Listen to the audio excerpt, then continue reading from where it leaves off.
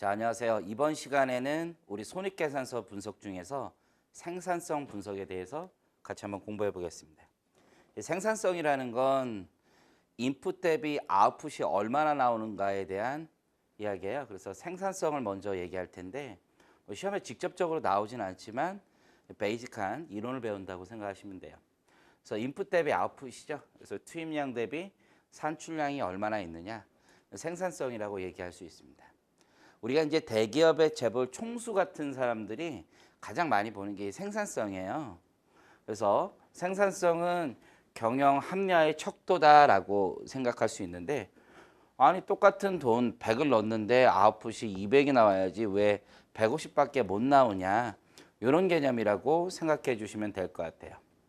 이때 인풋이 뭐냐라는 얘기죠. 인풋, 대기업 총수가 많이 본다고 그랬죠. 그래서 많이 보는 게 종업원 수 같은 경우입니다. 그래서 노동 대비 얼마나 들어가느냐, 종업원 수 대비 얼마나 아웃풋을 냈느냐라는 거죠. 이때 주의할 게 아웃풋이 과거에는 이제 매출액 비중으로 많이 봤는데요.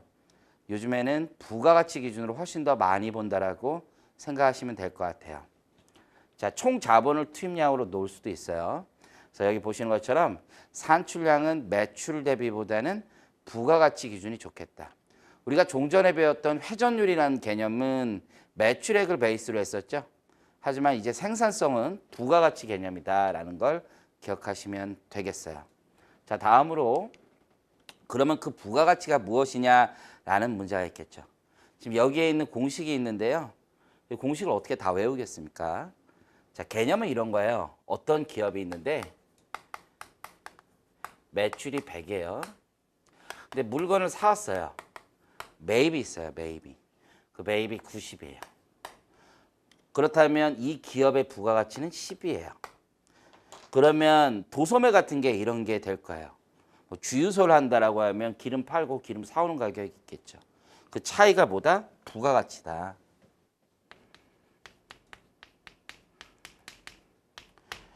주의할 건 부가가치가 곧 이익은 아니라는 뜻이죠. 그래서 주유소에서 10 이렇게 부가가치를 창출했지만 이걸 각자 요소별로 나눠 갔죠. 누구에게 첫 번째 줍니까? 우리 노동자에게 인건비 같은 걸 주겠죠. 그 인건비가 나갈 거고요. 또 뭐가 나가겠어요? 우리 이자 같은 게 나가겠죠. 금융비용도 나갈 수 있어요. 자, 법인세 말고요. 법인세 말고 우리 재산세 같은 거 낼 수도 있어요. 지방자치단체들이 가져갈 수 있어요. 그런 것들이 조세, 공과라는 게 있겠죠. 우리가 설비 투자를 하겠죠. 설비 투자. 그 설비 투자도 일종의 부가가치 창출을 위한 요소가 되겠죠. 그런데 이걸 한꺼번에 뺄 수는 없고 그 연도별 감가상각비 같은 경우도 요소가 될 거예요. 마지막으로 그걸 누가 가져가요? 우리 주주가 가져가겠죠. 그게 영업잉여가 되겠죠. 물론 영업잉여는 정부가 같이 법인세 등을 가지고 가게 될 거예요. 그다음에 이런 것들이 결국 뭐냐면 부가가치의 창출 요소가 된다라는 거예요. 이 창출된 부가가치를 누가 나눠 갖느냐의 문제죠. 그래서 요소별로 합산해서 이렇게 부가가치를 계산할 수도 있고 외부 산출, 아웃풋 대비 인풋을 차감한 것을 부가가치로 계산할 수도 있어요. 단순한 개념은 이렇게 생각하시면 좋겠어요. 근데 그 구성은 이렇게 되고 있다라고 생각하시면 될 것 같아요.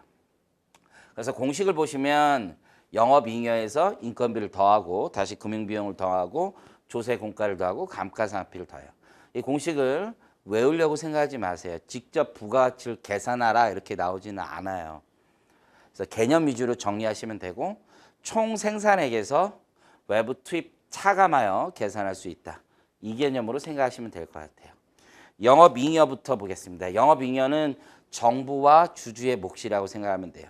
이제 주주가 당기순이익을 가져갈 텐데 사실은 거기서 세금을 떼겠죠. 그래서 영업이익에서 금융비용 차감하고 대손상합비 더해서 계산합니다. 구체적으로 어떤 것인지 너무 깊이 생각하지 않으셔도 좋아요. 자, 그런데 인건비는 좀 자세하게 아시는 게 좋을 것 같아요. 인건비는 소위 말해서 노무비가 있을 거예요. 그래서 제조원가에 들어가는 노무비가 있고 판관비도 있겠죠. 판관비상 인건비, 그리고 소위 말하는 복리후생비. 우리가 이제 직원을 채용하게 되면 뭐 4대 보험도 지급하고 식비도 지급하고 이렇잖아요. 이런 것들이 전반적으로 인건비다. 그리고 금융비용도 있겠죠. 이것은 채권자의 몫이 될 거예요. 자, 조세금과 법인세가 아니라는 거예요. 재산세 같은 거다. 감가상각비 같은 게 있을 거고요. 결국 이 부가가치는 이 회사가 창출한, 기업이 창출한 부가가치를 각각의 이해관계자들이 얼마씩 나누어 먹느냐라는 개념이에요. 그러면 너무 어려워요, 지금 얘기가. 여러분들 상식적으로 한번 생각해 봐요. 저는 어렸을 때 이런 거 잘 이해를 못했단 말이에요. 제조업이 있어요. 서비스업이 있어요. 두 업종 중에 부가가치가 누가 높습니까? 당연히 서비스업이 높습니다. 왜냐하면 제조업은 뭔가를 사와서 만든단 말이에요. 외부 투입 변수가 많아요. 근데 서비스업은 어때요? 뭐 사서 만드는 게 아니에요. 몸뚱이로 뛰어서 만드는 거예요.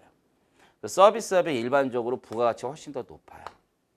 그러면 전통적인 관점에서는 이런 생각 많이 해요. 야, 뭔가 만들어서 팔아야 되는 거 아니냐. 그래야 국부가 증가하는 거 아니냐라고 생각합니다. 그렇지 않아요. 서비스업이 훨씬 더 국부 증가에 도움이 돼요.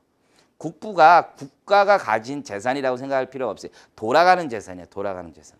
서비스업이 고용도 창출을 훨씬 더 많이 하겠죠. 직원도 많고. 그렇죠? 그렇기 때문에 이 부가가치 창출의 측면에서 보면 서비스업이 훨씬 더 좋은 업종이라고 생각하시면 돼요. 그래서 우리가 전통적으로 야 제조업만 좋은 거다. 아니 서비스업이 국가 경쟁력이 훨씬 더 좋다라고 생각하시면 좋습니다. 왜? 부가가치가 높기 때문이다. 자, 다음으로 부가가치율이요. 이건 계산을 하실 수 있었으면 좋겠어요. 부가가치율이라는 건 분자에 부가가치를 두고요. 분모에 매출액을 둬서 부가가치를 창출을 몇 프로 정도 하냐 이거예요. 매출 대비. 자, 아까 기업 같은 경우는 매출액 100. 자, 외부 투입 변수 매입 90. 10. 부가가치율은 10%가 되는 거예요. 자, 식당 같은 데 있죠. 식당 매출 100인데 식당 같은 데는 매입이 별로 없어요. 인생 상식이에요. 식당 하려면 재료비가 몇 프로 들어가느냐. 그게 매입이죠. 30 정도 들어가요. 그래서 우리가 장사를 할 때 30 매입을 결정하고 거기에 판가를 붙이는 건 아니에요. 요 동네에서 우리 고객들이 얼마 정도 낼 수 있는지, 얼마 정도 뽑을 수 있는지 그런 걸 감안하고 거기에 재료를 만드는 거예요. 적정 재료를. 그러면 요 경우에는 부가가치가 70인 거죠. 그래서 부가가치율이 10%, 부가가치율이 70%예요. 요 기업과 요 기업을 비교했을 때 누가 더 이익을 많이 내느냐 그건 몰라요. 부가가치율이 높다라는 것이에요. 식당을 하려면 인건비도 많이 지출되겠죠. 우리 건물주한테 임차료 많이 내겠죠. 그런 것들을 다 빼고 나면 마지막에 남는 이익은 둘이 엇비슷할 수 있다 이거예요. 그래서 이익의 개념과 부가가치의 개념은 서로 다르다라는 걸 좀 잘 기억을 하시기 바라요. 자, 인풋 대비 아웃풋이 우리가 지금 생산성이라고 얘기를 했죠. 그러면 노동 생산성이라는 걸 볼 수가 있어요. 자, 우리 직원 한 명당 얼마의 부가가치를 올렸느냐라는 부분이 노동 생산성이라는 거예요. 그래서 평균 종업원 수와 부가가치의 비율이다. 이때 주의할 건 분자에 매출액을 넣지 않다는 거예요. 전통적으로는 매출액을 많이 넣지만 매출액이라는 건 업종별로 다른 거예요. 그래서 어떤 업종은 매출도 크지만 매입이 너무 커서 부가가치가 그렇게 높지 않을 수도 있죠. 예를 들어 볼게요. 정유사 같은 데 있습니다. 정유사 같은 데는 기름 파는데 뭐 SK 이노베이션 뭐 이런 데 한 40조 매출할 거예요. 근데 원가가 36조는 넘게 들어갈 거라고요. 기름을 해외에서 다 사오는데 그 비율에 약간의 마진을 붙이는 거예요. 근데 물량이 너무 많으니까 조금만 마진을 붙여도 많이 남는 거죠. 하지만 부가가치율은 굉장히 낮습니다. 그에 비해서 어떤 기업들은 매출 대비 매입이 별로 없단 말이에요. 그러니까 부가가치는 굉장히 높아요. 그렇지만 어떤 회사가 더 인건비를 일반적으로 많이 줍니까? 기름집들, 정유사, 그렇죠? 스타벅스. 어떤 회사가 일반적으로 인건비 많이 줍니까? 뭐 학생들은 스타벅스 이런 데 또 간지 있다 이렇게 생각할 수도 있는데 전혀 그렇지 않죠. 우리나라 작년에 신문을 보면 가장 1인당 급여를 많이 준 회사가 SK에너지죠. 그래서 그런 회사들 1억 5천씩 줬다고 하잖아요. 스타벅스 제가 알 수는 없지만 굉장히 낮은 숫자입니다. 사업보고서 공시된 걸 보면 알 수 있어요. 왜 그러냐? 여기가 더 안 좋은 회사라서 그렇다는 뜻이 아니라 부가가치를 창출하기 위해 들어가는 노동이 많이 들어간다는 거예요. 여기는 직원 인건비가 전체 원가에서 차지하는 비중이 매우 높아요. 종업원 수도 많고 그렇기 때문에 인건비를 조금만 올려도 전체 원가가 어마어마하게 올라가죠. 여긴 그렇지 않아요. 부가가치는 낮지만 전체 부가가치도 크고 종업원 수는 많이 필요하지 않아요. 근데 조금 올려줘도 전체 원가에 미치는 민감도는 낮아요. 그래서 정유사가 스타벅스보다는 노동 생산성이 훨씬 더 높을 거라는 거예요. 그래서 적은 인원 가지고 전체 부가가치는 크니까. 그런 개념으로 보는 게 지금 우리가 노동 생산성이라고 얘기하는 겁니다.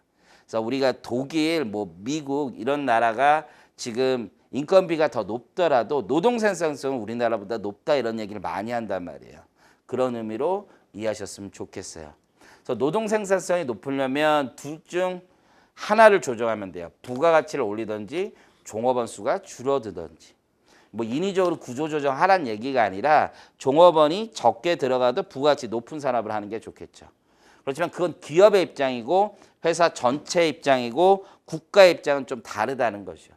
그거는 차치하고 어쨌든 이 표현을 좀 잘 기억하길 바랍니다. 노동 집약적인 기업일수록 노동 생산성이 낮다. 즉 노동 집약적이라는 건 종업원이 많이 필요로 하는 업종이라는 거죠. 이런 식음료, 호텔, 서비스 이런 업종이라고 생각하셔도 좋겠어요. 그런 노동 집약적인 기업일수록 노동 생산성은 낮을 수밖에 없다. 이게 가장 중요한 포인트다. 자, 이제 자본 생산성을 보겠습니다. 자본 대비 부가가치가 얼마나 창출되느냐라는 거죠. 이 자본 생산성은 그 반대예요. 자본 집약적인 기업일수록 자본, 분모에 투입되는 비중이 높으니까 자본 생산성은 낮습니다. 자, 여러분들 식당 차리고 스타벅스 매장 하나 더 내는데 큰 돈 들어가지 않아요. 정유사 큰 돈 들어갑니다. 서로 다르다는 거죠. 그래서 정유사일수록 오히려 그런 자본 집약적인 기업일수록 자본의 생산성은 낮을 수밖에 없다. 스타벅스는 조금만 돈 들여도 매출은 나온단 말이에요. 그게 조금이 아니라고 얘기하는 건 그건 각자 개인적인 생각이고 정유사와 비교했을 때라고 생각하셨으면 좋겠습니다. 굉장히 아이러니하죠. 다시 한번 보면 노동 집약적인 기업일수록 노동 생산성은 낮고 자본 집약적인 기업일수록 자본 생산성은 낮습니다. 자, 이제 노동소득 분배율이에요. 노동소득 분배율은 인건비가 부가가치에서 차지하는 비중 정도로 생각하셔도 좋아요. 야, 우리 회사의 부가가치가 100인데 그중에 인건비로 지금 가져온 몫이 30이다. 아, 노동에 분배되는 비율은 30% 정도다라고 생각하시면 돼요. 이때 요소소득의 부가가치라는 개념 아시겠습니까? 지금 부가가치라는 게 각 이해관계자들의 몫이라고 얘기했잖아요.